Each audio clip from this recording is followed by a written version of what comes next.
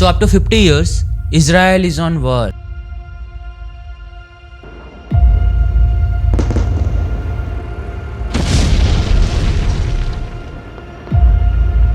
And it's all thanks to Hamas. तो इस video में हम ये जानने की कोशिश करेंगे कि कैसे गाजा स्ट्रिप, जिसका एरिया 365 किलोमीटर स्क्वायर का है, उसमें हमास ने बैठे बैठे अकेले 5000 रॉकेट कैसे दाग दिया, हमास ने इजराइल पे अटैक कैसे किया, इजराइल का क्या रिस्पॉन्स है और अदर कंट्रीज़ के क्या ओपिनियन है, और इस वॉर से ग्लोबल फाइनेंस और इंडिया के फाइनेंस पे क्या असर होने वाला है। तो चलो अब ये देखते हैं कि वॉर स्टार्ट क्यों हुई थी।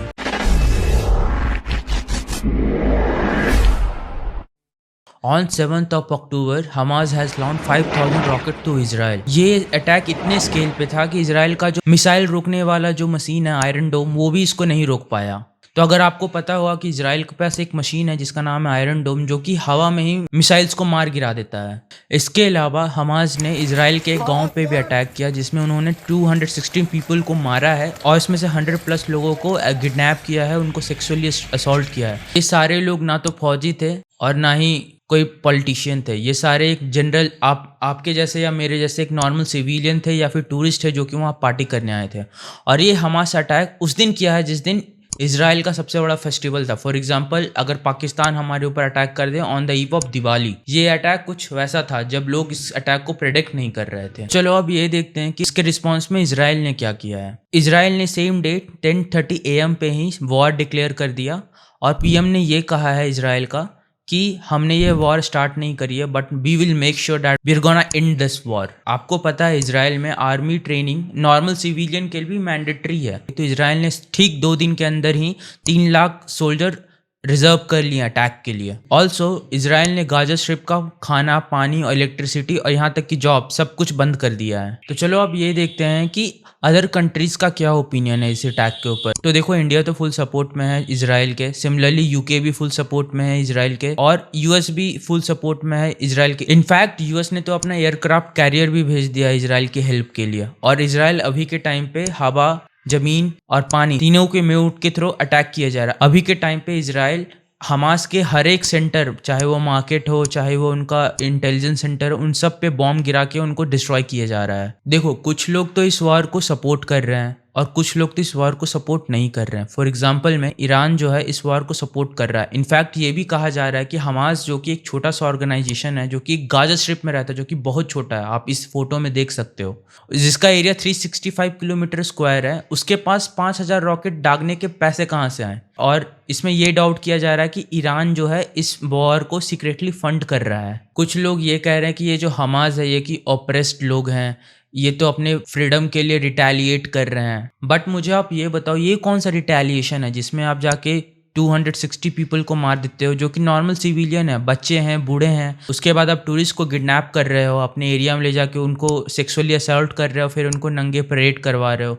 ये कौन सा ऑपरेशन होता है? देखो, मेरे पॉइंट ऑफ व्यू से टेररिस्ट तो टेररिस्ट होता है। अगर आपको प्रोटेस्ट करना है तो काफ़ी एन नंबर ऑफ वेज है जिसमें आप प्रोटेस्ट कर सकते हो। ये कोई सेंस नहीं बनता कि आप 5000 रॉकेट ही दाग दो और जाके वो हल्ला मचा के आप अटैक पे अटैक किए जा रहे हो, मर्डर पे मर्डर किए जा रहे हो, लोगों को किडनैप करके सेक्सुअली असॉल्ट कर रहे हो और उनकी परेड निकाल के उन पे थूक भी रहे हो और इसकी जश्न भी आप मना रहे हो। जश्न का इंतजाम करो। चलो अब ये देखते हैं कि इजराइल और गाजा स्ट्रिप के वॉर का क्या होने वाला है इंटरनेशनल मार्केट पे इफेक्ट।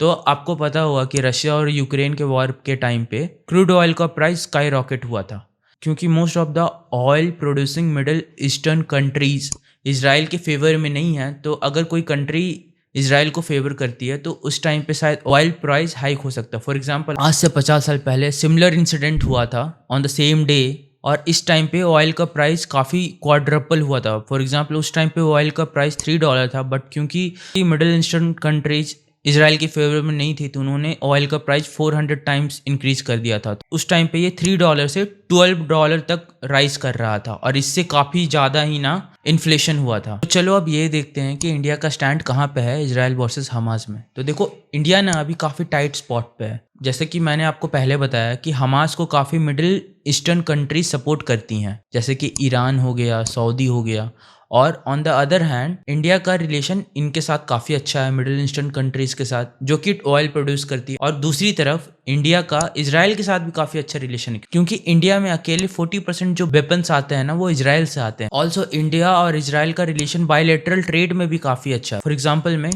2022 से 2023 के बीच में जो आपका इजराइल है वो $7.89 बिलियन एक्सपोर्ट किया है इंडिया में, while on the other hand India जो है $2.13 बिलियन का बायलैटरल ट्रेड एक्सपोर्ट किया है इजराइल को।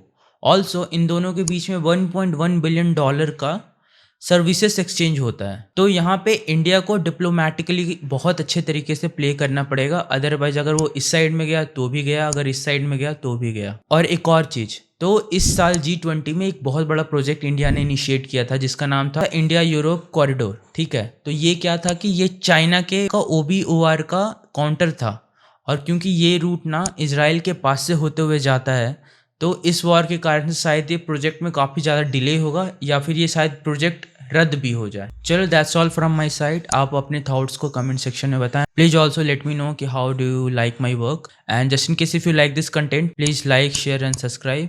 Let's see you in the next video. चलो बाय।